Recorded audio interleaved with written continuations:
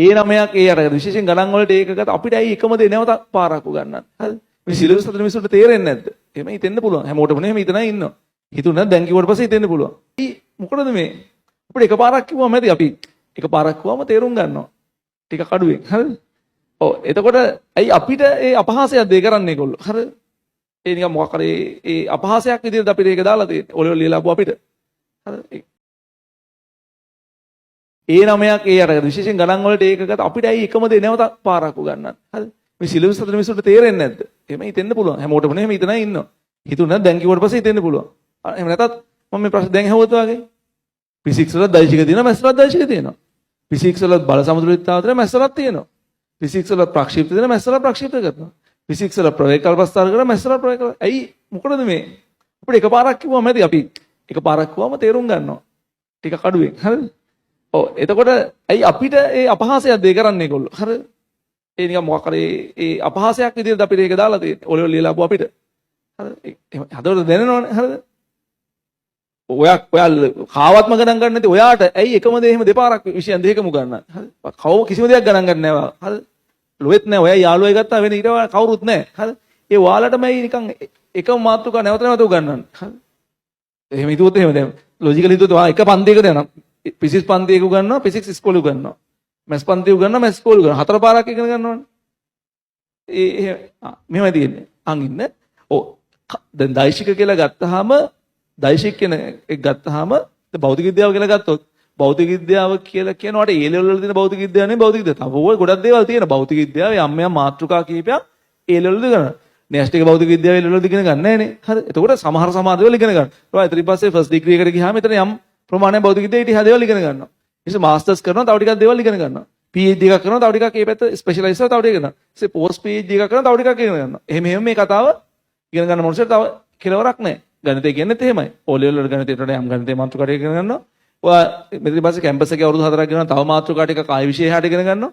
Masters කරනවා. ඒ නිසා අර මේ එතන තේරුම් ගන්න දෛශික වල හැඳින්වීම් ටික ඔක්කොම ෆිසික්ස් වල කියන දේම තමයි මැත්ස් වල කරන්නේ. හැබැයි මාතෘකා වල මැදට යනකොට මාතෘකා දෙකේ වෙනකක් තියෙන කියන්නේ ෆිසික්ස් වල මැත්ස් වල දෛශික වල පොදු කුලකයක් කොහොම තියෙනවා. හරිද? පොදු කොටසක් තියෙනවා දෙකටම විෂයන් දෙකටම. දෛශික ගත්ත මොකක්ද පාඩමක් ගත්තොත් සමහර විෂයන්ගේ වෙනස්. ඒසයි ඒක මේකෙන් කවර් වෙන්නේ නැහැ. මේක එකෙන් කවර් වෙන්නේ නැහැ. උදාහරණයක් දෛශික වල ඔය දැන් ඉගෙන නැති දෛශික වල දෛශික ගුණ කිරීම ගැන කතා කරන්නේ ෆිසික්ස් වල. අපි දෛශික ගුණ කිරීම ගැන කතා කරනවා. ඒසයි දෛශික ගුණිතයක් ගැන කතා කරන්නේ. විශේෂයෙන් මේකේ ප්‍රමේයක් තියෙනවා. ඇල්ෆා A දන බීටා B සමානයි ශුන්‍ය දෛශිකේ නම් බය වෙන්න ඕනේ නැහැ. ඇල්ෆා සමානයි බිඳුව සහ බය වෙන්නේ නැහැ. ඉතින් හරිද? මොකටද බය වෙන්නේ? ඔච්චර දැනුමක් තියෙනවා කාටද බය වෙන්න ඕන? හරිද? මේ එහෙම ප්‍රමේයන් ෆිසික්ස් වල නැහැ. හැබැයි අපි දෛශිකයක් හඳුන්වන්නේ දෛශිකයක් කියන්නේ මොකක්ද කියන්නේ? දෛශික දෙක සමානතාවය කියලා ෆිසික්ස් කතාවම තමයි යන්නේ. ඉතින් බලපත්‍ය පටන් අරන් බල විභේදනයේ බල ගුණය අපි එකම විදිහට තමයි කියන්නේ. හැබැයි ඒක ටිකක් ගණන් හදද්දී වෙනස්කම් තියෙනවා. සමහර ඒවා කියන්නේ අතන මම දකින විදිහට එතකොට ෆිසික්ස් එකේ ලොකු මැත්ස් එකක් නැහැ. ඒකේ තියෙන ෆිසික්ස් වෙන දේ. දැන් සමහර ෆිසික්ස් වල පට්ට ගණන් තියෙනවා කියලා. නෑ ෆිසික්ස් වල තියෙන ලොකු ගණන් නෙමෙයි.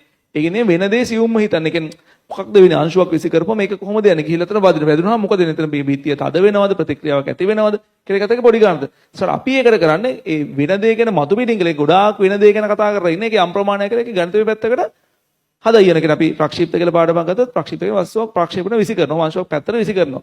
ඒතර ප්‍රක්ෂිප්තයේ ඒගොල්ලෝ හදනකොට වඩා ලොකු පරාසයක අපි ගණන් හදලා අපි ඒකට වර්ග සමීකරණ ගාවනවා, ත්‍රිකෝණමිතිය ගාවනවා, අවකලනයේ ගාවලා හදයියන.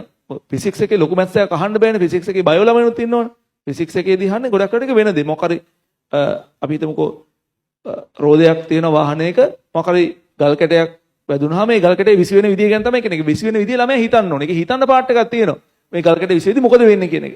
අපි කරන්නේ ඒක පොඩ්ඩක් ඒක ගැන කතා කරලා ඒකේ බැස් පාර්ට් එකකින් එහාට ගාන හදා යන එක කරන්නේ. මම කියන්න උත්සාහ කරේ ෆිසික්ස් වල තියෙන කරුණුම තමයි පටන් ගද්දි. හැබැයි මාතෘකාවල වෙනස්කම් තියෙනවා. හරිද? ඒ කරුණුම තමයි කියන්නේ. ඒත් සමහර ළමයි ෆිසික්ස් වල කියනෝනේ කියලා ඒක උණන් අහගෙන ඉන්නේ. ඒ වගේම හැමෝම නම් එහෙම නෑ. ඒකයි මම කිව්වා ඔයා මේකට අදාළ කියන ඔයා දන්න දේ නම් මතක් කරගන්න. දැන් ඔයාට ෆිසික්ස් පන්තිය කරා කියලා මට උගන්වන්න තියෙන්නේ මගේ සිලබස් එකට තියෙන ඔක්කොම මම උගන්වනවා. ඉස්කෝලේත් එහෙමයි. ඉස්කෝලේ ෆිසික්ස් ගුරුවරයා ප්‍රක්ෂිප්ත කරයි කියලා ඇප්ලයිඩ් උගන්වන ගුරුවරයා ප්‍රක්ෂිප්ත උගන්වන්න තියෙන්නේ බෑ. එයා මුලින්ම උගන්වනවා. මට සිලබස් එකට දෙන්න. ඒතර මට එයාට අදාළ පොදු දේවල් ටිකකුත් තියෙනවා වෙනස් දේවල් ටිකකුත් තියෙනවා. සාන මුලින් පටන් ගදී පළවෙනි පැය වාගයක් පැයක් අරවම යන්නත් පුළුවන්. ඊට පස්සේ ටික ටික වෙනස් වෙන්න ගන්නවා කතාව. හරිද?